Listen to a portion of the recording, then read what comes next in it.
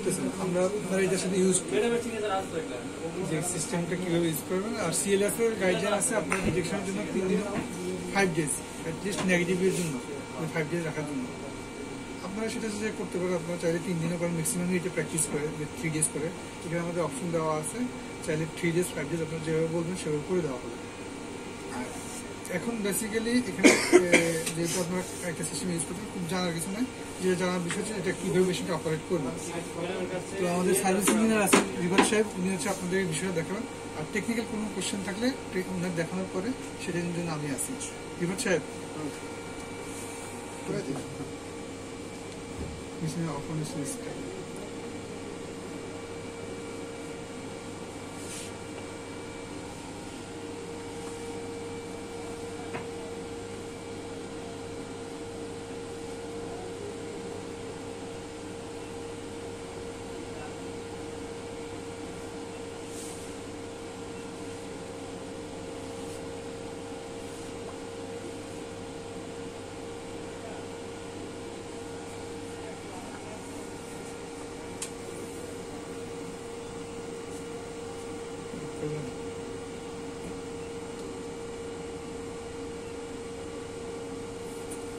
অফনের switch কিন্তু পিছন সাইডে।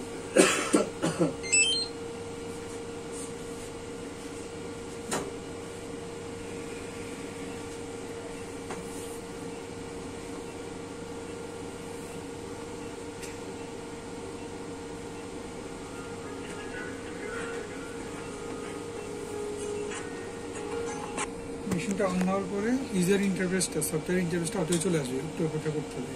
যদি আপনারা অফ করবেন না, তারপরে ইন কেস অফ নিড, এটা হচ্ছে হোম পেজ, ঠিক আছে।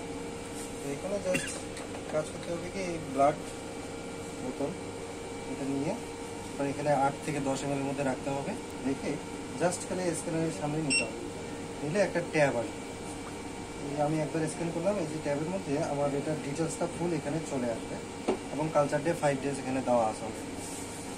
তো এখন আপনাদের যেগুলো থাকে পেশেন্ট আইডি বা বয়সটা যদি বসানোর ইচ্ছা থাকে তাহলে আপনারা এখানে বসায় জাস্ট এটা খুলবেন, ডোরটা খুলে যে কোনো হলে ঢুকাই দেবেন।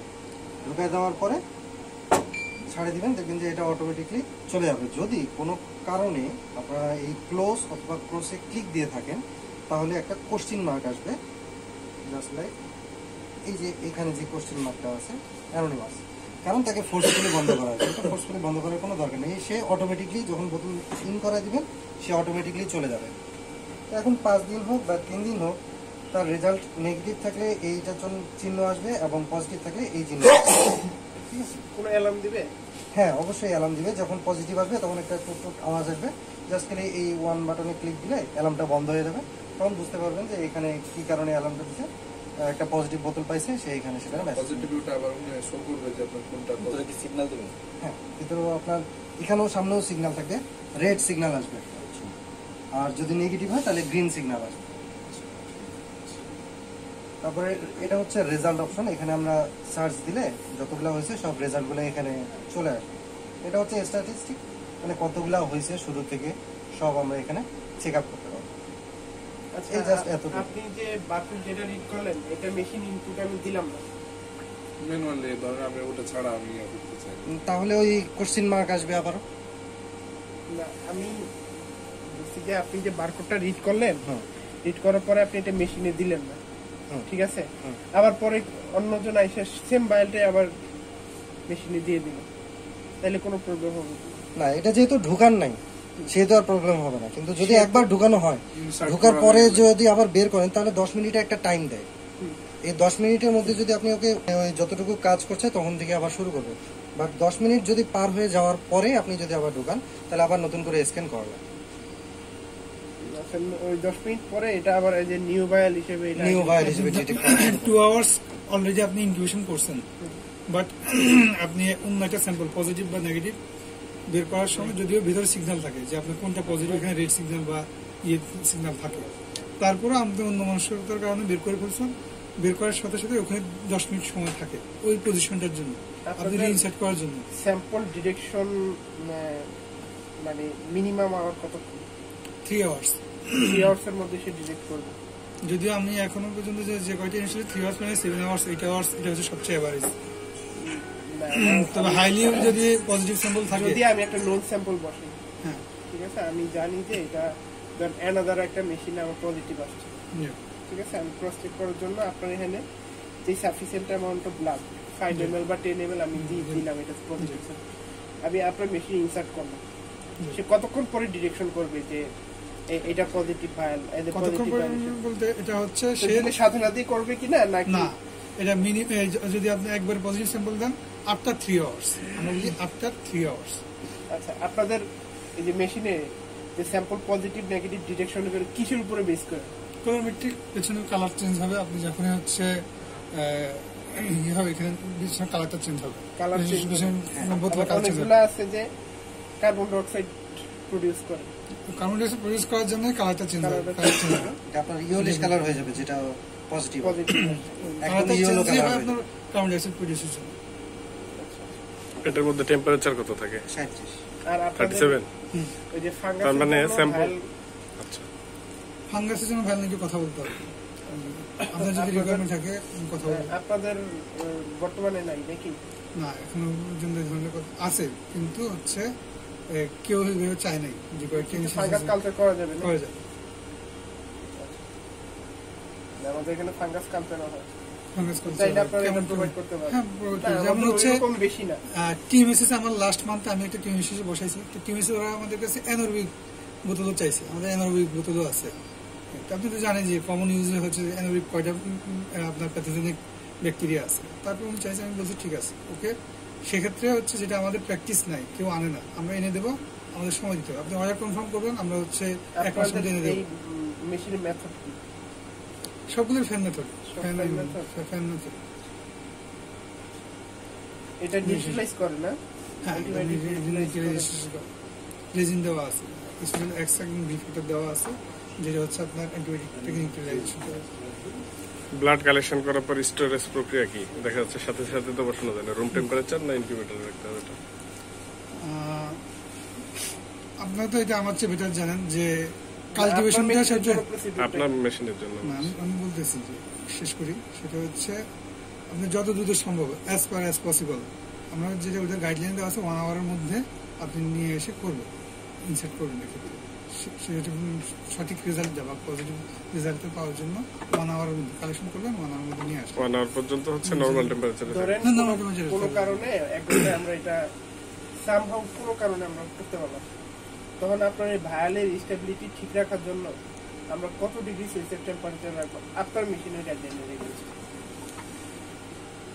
আমার মেশিনে আপনি চেষ্টা করবেন যে 37 করার জন্য, যদি এটা পসিবল না, সাধারণত হয় না, রুম টেম্পারেচার নিয়ে আসলে হবে। রুম টেম্পারেচার থেকে তবে 37 হ্যাঁ। অ্যাবভ না না, না, অ্যাবভ হলে সমস্যা।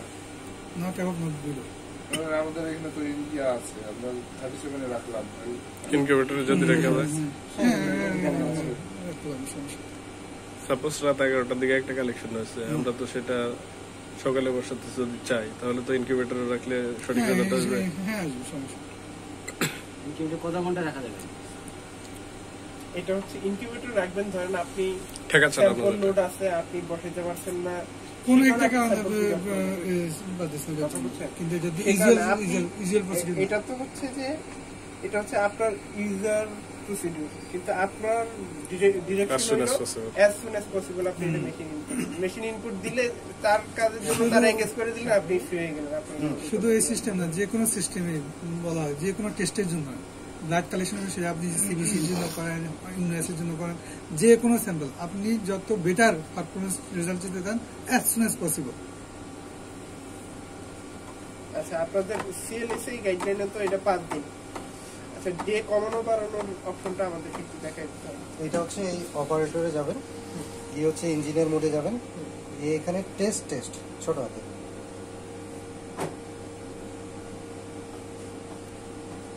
আমাদের একমাত্র শুধু Test. টিএমএসএস 5 দিন গাইডলাইন। পাসওয়ার্ডটা কি দিলেন ভাই? টেস্ট টেস্ট দুইবার। আমরা 5 দিনের গাইডলাইন ফলো করি, বাট আমাদের অনেক সময় ওভার স্যাম্পল হয়ে যায়। ওই 200 আমাদের তো আগে বিডি ব্যাকটেক 2টা ছিল, এটা ওই যে বোর্ড মাদারবোর্ডের প্রবলেম হয়েছে। আপনাদের ইয়ে স্যাম্পল কেমন হয়? আমাদের পার ডে 30 থেকে 40 স্যাম্পল ভালো সম্ভব এই যে মেইনটেনেন্স মিডিয়াম প্যারামিটার, এখানে হচ্ছে সবগুলা 5 ডেজ করে দেওয়া আছে। এখানে আমাদের বোতলের জায়গায় এই এফ এর জায়গাতে যুক্ত হবে। এই যে এফ এ একটা অ্যারোবিক, এখানে এডিট অপশনে গিয়ে এখানে কালচার ডেজ কপি সমস্যা না, আপনি এটা যখনই করার প্রয়োজন মনে করবেন জাস্ট খালি সেভ দিয়ে সাপোর্ট দিয়ে বা ইঞ্জিনিয়ারের সাথে সাপোর্ট দিয়ে ইঞ্জিনিয়ার আসবে। তবে এটা শুনেন, এটা না, আমরা সেভ সাধারণত দিয়ে দিলে আর এটা পাসওয়ার্ড চাবে না। আমরা ইউজারদের হাতে না রাখাই ভালো। না, আপনাদের জন্য সেভ, আমাদের জন্য সেভ। আমরা হচ্ছে এটা দিতে চাই না, এখন পর্যন্ত কোথাও দেই নাই, আমাদের ইঞ্জিনিয়ার সাপোর্টে দেই, ইঞ্জিনিয়াররা সেটা করে দিয়ে আচ্ছা ঠিক আছে, এটা হচ্ছে এই বিসিনার লগ বুক। হ্যাঁ, হ্যাঁ এই লগ বুকে যদি মেশিনের কোনো পাসওয়ার্ড থাকে পাসওয়ার্ডটা লিখে দেবেন। হ্যাঁ। ঠিক আছে, ইউজার নেম এবং পাসওয়ার্ড এটা না, এটা নাই, এটা ওপেন। আচ্ছা ওপেন থাকলে, আচ্ছা। আর এখানে হচ্ছে আপনার নাম, এটার আপনাদের রেজিস্ট্রেশন নাম্বার, হুম। প্রস্তুতকারী প্রতিষ্ঠান, সংগ্রহের বছর যেদিন মেশিনটা ইনস্টল করছেন, তারপর হচ্ছে স্থাপনের তারিখ, প্রদানের উৎস, আপনারা কোন কোম্পানি থেকে দিলেন এটা, আচ্ছা আচ্ছা। তারপর বিদ্যুৎ প্রবাহ, ইনপুট আউটপুট আপনাদের ওই যে এসিডিসি বোর্ড ওখানে পিছনে লেখা আছে। আর আনুষঙ্গিক যদি কিছু দিয়ে থাকেন সেটা লিখবেন। আর এখানে যে ইঞ্জিনিয়ার আছে ওনার নাম, ফোন নাম্বার।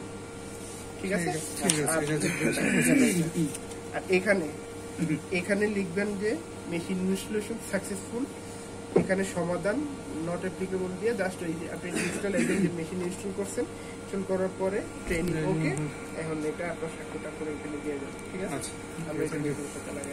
ঠিক আছে, থ্যাংক ইউ ভাই। আর এমনিতে আপনাদের কারো প্রশ্ন? আর এই প্রশ্ন ভাইয়াল use তো করতে দে।